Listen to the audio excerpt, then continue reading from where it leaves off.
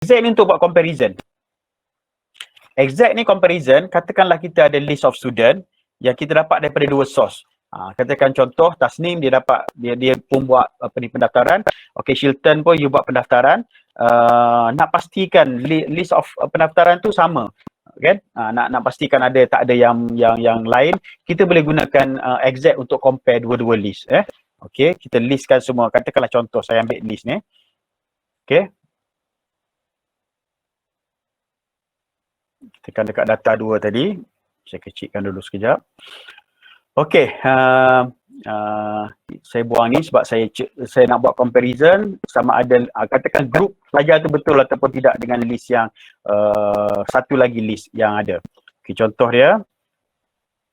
Katakanlah saya copy ni sebagai list yang kedua.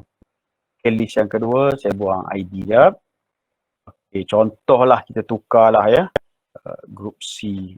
Student ni masuk group C, katakanlah student ni masuk group B. Okey, contoh.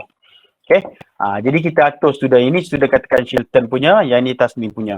Okey, so you ada dua list, jadi kita nak, jadi kita compare student ni adakah dalam group yang sama. Jadi kita combine. Okey, yang ni kita dah combine. Untuk Excel ni dia ada satu function ataupun satu feature yang dipanggil autofill.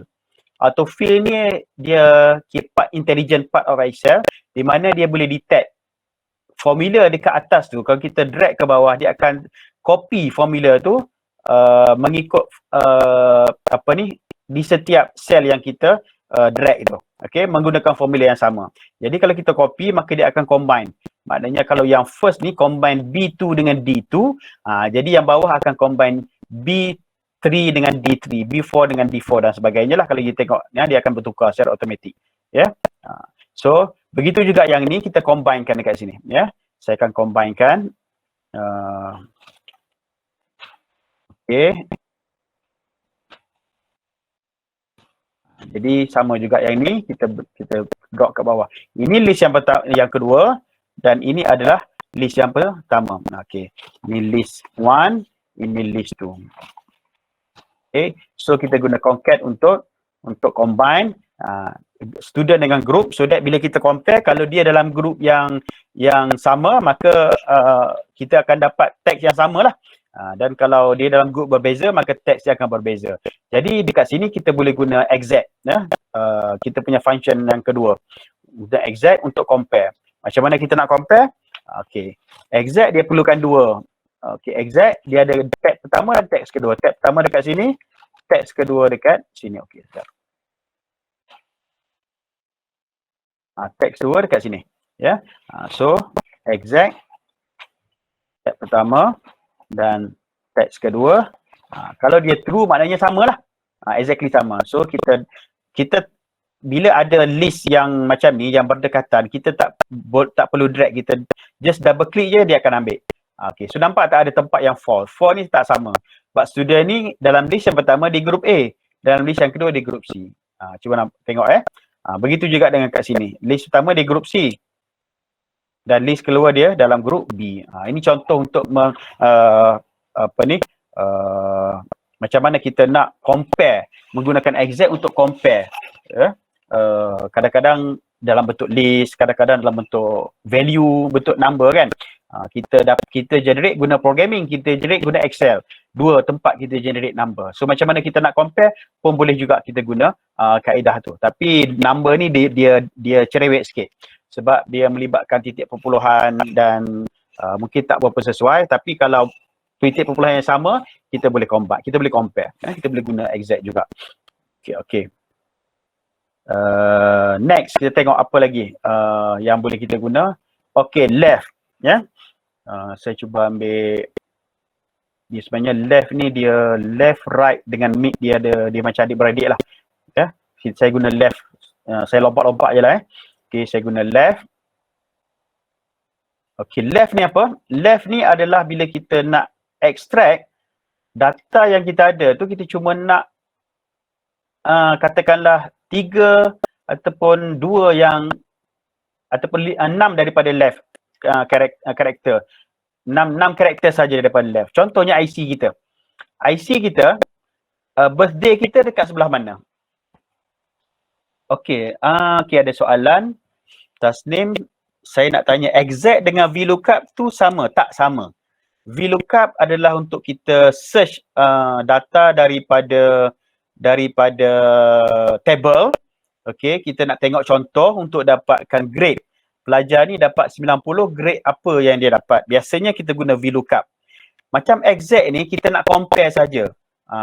Teks yang pertama sama tak dengan teks yang kedua? Contohnya kadang-kadang kalau kita nama, ejaan nama. Nama kalau kita minta student masukkan sendiri, kadang-kadang dia punya nama tu mungkin huruf kecil, mungkin tertinggal bin, mungkin binti dalam IC BINTI, kemudian dalam list dia letak BT saja. Jadi kita nak compare ni, pelajar ni masukkan nama yang betul ataupun any comparison as long as kita nak buat comparison. Itu kita guna exact. VLOOKUP untuk kita dapatkan data berdasarkan value yang kita guna untuk mencari. Contoh dalam kes grade tadi lah. Dapat 49 grade berapa, dapat 67 grade berapa. Itu berbeza Okay. Okay, so kita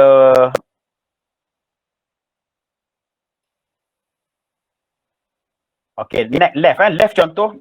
Contoh dekat sini kita tengok kita ada IC.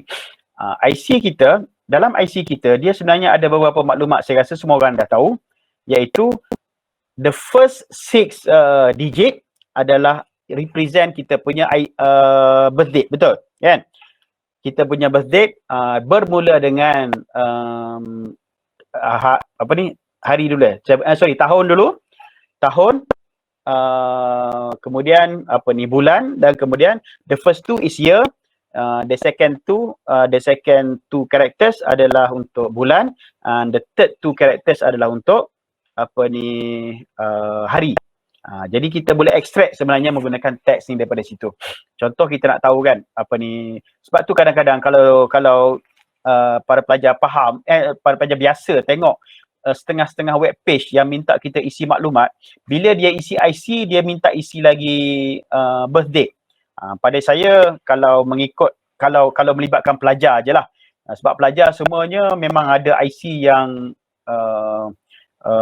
IC yang terkini. Maksudnya kalau dulu macam zaman saya dulu IC dia lain kan, nombor dia lain. Jadi masa IC itu mungkin tak boleh digunakan, tapi kalau semua dikatakan mempunyai IC terkini yang format dia sama, maka tak perlu lagi minta dia punya birthday, tarikh lahir berapa. Jadi tak perlu dah. Jadi sebab kita boleh extract sendiri daripada IC. Macam mana nak extract? Okey, contoh macam ni Okey, dekat sini ada IC saya letak. Ini IC ni adalah IC yang dia punya random, saya generate secara random Okey. Jadi kalau katakan kita nak letak birth date, macam mana kita nak ambil? Birth date ni kita tahu bahawa dia adalah 6 daripada kiri.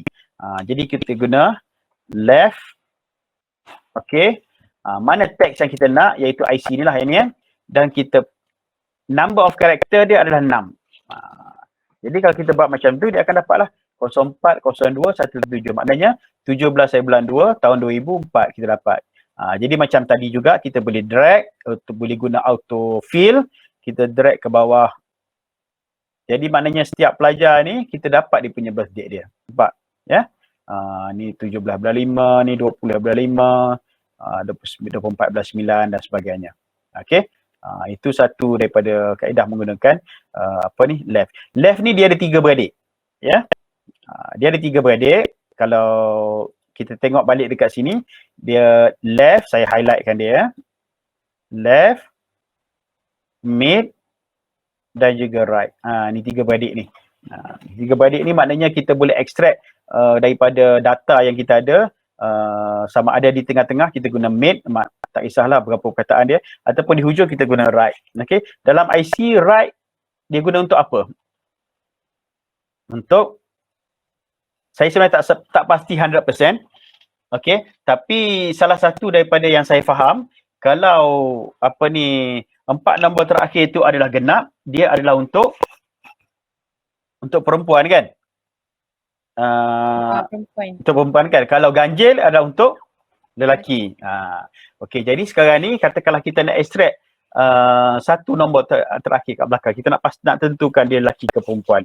Okey, kita boleh guna right pula kat sini ya. Contoh. Okey. Ini nombor ni kat sini kita boleh tak. So kita equals to right. Kita satu 4 nombor terakhir pun kita boleh ambil ataupun satu nombor terakhir pun kita boleh ambil juga. Okay, kita ambil 4 lah. 4 nombor terakhir. Okey, so ini 4 nombor terakhir. 5542. Jadi kita drag. Ni adalah 4 nombor terakhir. Jadi daripada sini kita boleh nampak lah ni genap, ni ganjil, laki. Tapi macam mana kita nak keluarkan sama ada kita nak jadikan dia L dan P. Okey, kita boleh tengok ada beberapa function lagi yang akan kita gunakan nanti. Tapi buat masa ni, ini adalah contoh untuk kita guna ni lah ya. Dua function yang melibatkan left dan juga right. Satu lagi saya kata adik-beradik ada 3 kan? Mid. Mid tu kita nak ambil yang di tengah-tengah. Maknanya bukan start daripada left, bukan dekat right. Di tengah-tengah. Dia tak kisah berapa banyak karakter dia. Okey.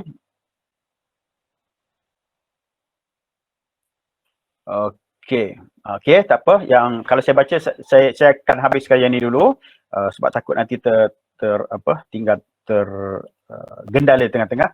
Tak apa, boleh je letak je soalan apa-apa kalau saya nak tanya. Nanti saya akan jawab sekejap lagi. Okey, kalau yang ni ada satu lagi mid. Mid tu 2 nombor yang ke berapa? 6, 7, 8. 7, 8 tu menentukan negeri, betul tak? Kan? 7, 8 menentukan negeri. Jadi kita boleh guna mid untuk extract negeri, kod negeri untuk pelajar ataupun untuk pempunya kad pengenalan tersebut. Ya. Contoh dekat sini, kita guna mid. Mid ni dia ada 3 parameter. Dia ada 3 argument. Yang pertama, teks ni sama juga. Yang kedua, start dekat mana? Dia kena tunjuk start dekat mana. Dia start daripada 1, 2, 3 1, 2, 3, 4, 5, 6 itu adalah untuk birth date. Yang ke-7 lah maknanya. Dia akan start yang ke-7. Dan berapa karakter untuk kod negeri? 2 kan? So kita letak 2 karakter. Jadi dia akan dapat ni 11 mana ni? 11 Terengganu. Ya? 02 mana?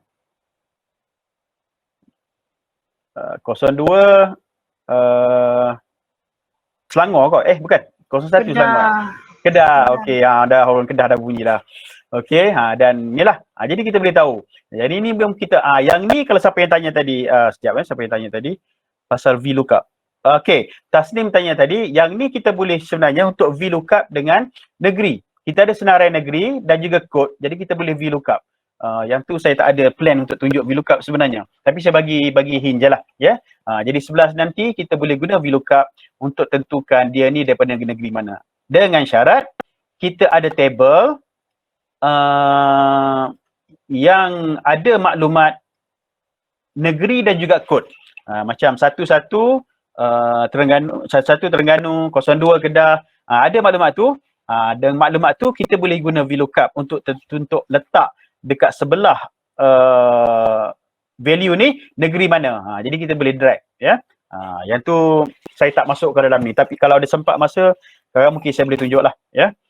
Okay, later kita hold dulu, kita ikut kita punya script dulu ya untuk kali ni. Okay, kita balik pada jadi kita dah guna yang ni kita guna left. Okay, yang ni kita guna right dan yang ni kita guna mid. Okay, so soalan yang seterusnya datang daripada Nur Aida Syakira. Macam mana nak sebelum tu Wan Muhammad Syafiq dulu ya. Andai kolom sampai 1000, ada cara lain tak selain drag sampai 1000? Dia ada drag tu untuk apa? Untuk drag, sebab kalau untuk pergi ke kolom tu boleh. Ya, boleh. Kolom tu cuma kita kena convert lah. Ya, kita kena convert kolom tu bila 1000 apa dia punya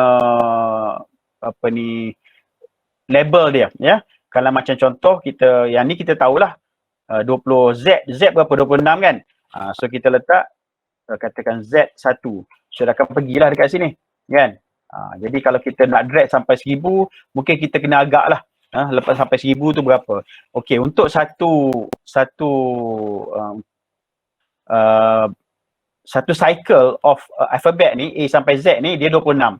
So cuba kalilah. Kalau AA sampai AZ dia akan jadi another 26. Kalau kemudian kemudian B pula, BA BZ 26, CA CZ 26.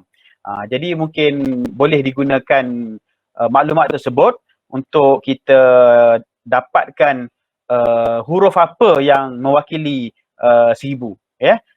Mungkin contoh dekat sini 26 katakan 1000 katakan equals to 1000 divided by 26.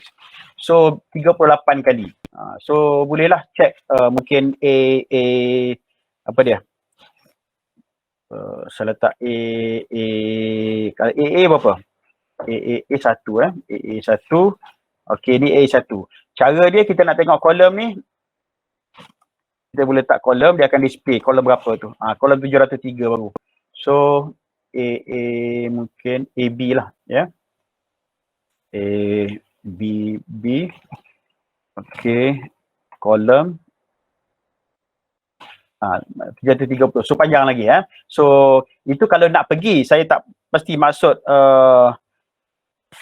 Muhammad Syafiq ni drag macam mana. Kalau nak pergi ke kolom tu boleh menggunakan kaedah tadi. Tapi kena agak-agak lah. Kena kira dia punya ni. Ya.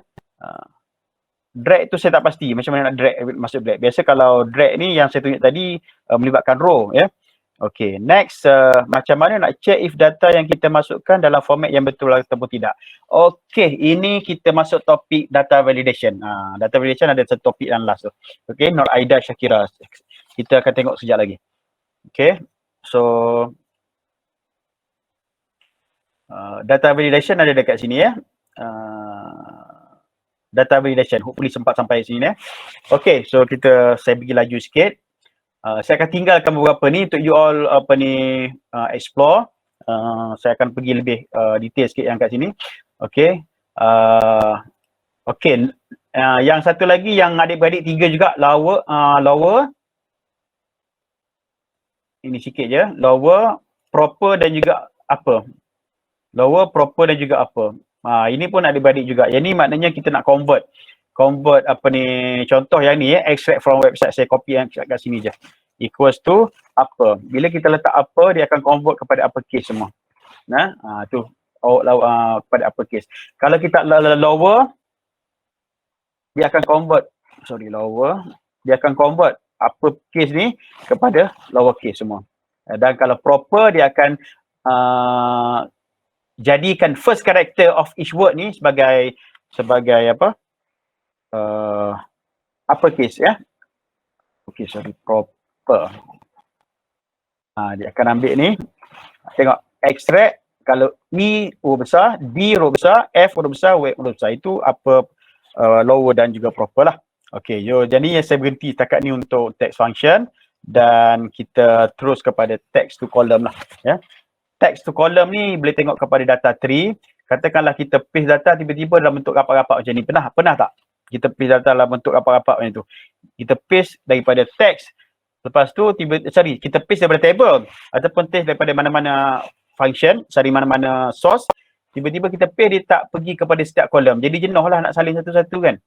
Kita paste tiba-tiba dalam bentuk macam ni. Tapi kita tengok dia macam di-separate oleh tab ke ataupun whatever separator lah. Dalam kes ni saya letak comma. Jadi kita boleh convert ni sebenarnya ke dalam bentuk satu-satu kolom. So kita pilih, kita pergi dekat data, text to column. Ini ada text to column. Maknanya kita nak convert teks yang diberikan berdasarkan maklumat yang ada pada teks tu dalam bentuk delimited ataupun ada fixed width. Selalu delimited ni kita ada karakter yang boleh delimit dia. Maknanya limit dia akan pisahkan, separate the data. Biasanya kita ada comma, kita ada tab, colon, semicolon. So kita pilih, okay, dan kemudian kita pilih dia punya ni, dia bukan tab tapi dia adalah comma. Kita dah tahu ada comma. Dia tunjuk saya rasa ni tak display kot. Saya kena print screen sekali lagi. So dia akan keluar.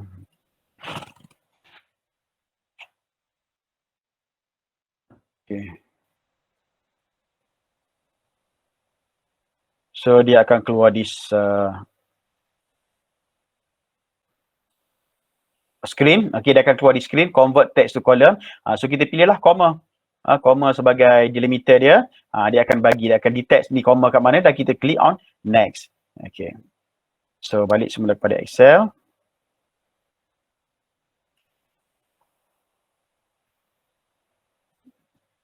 Jadi bila kita klik next, dia akan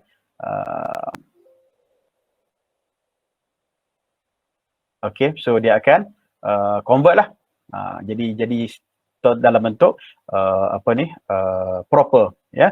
Inilah salah satu daripada cara untuk kita convert data yang kita modify lah, data yang kita extract daripada mana-mana source, campur dengan apa yang kita guna dalam text function tadi. Kita boleh guna yang ni untuk select. Sebenarnya ada lagi trim. Kadang-kadang data yang kita access tu dia bercampur dengan space, kan. Kita boleh trimkan dia supaya dia jadi lebih proper lah. Okay, next kita pergi pada statistical function. Ini pun saya akan ambil beberapa sebab saya rasa target yang ni tamat habis pukul 11 ataupun saya bagi 5 minit untuk you all go through this part dulu, ya. Macam sebelum ni, ya. Kita bagi 5 minit. So saya akan sambung dalam pukul 10.37. Okay. Boleh go through dulu yang melibatkan text function.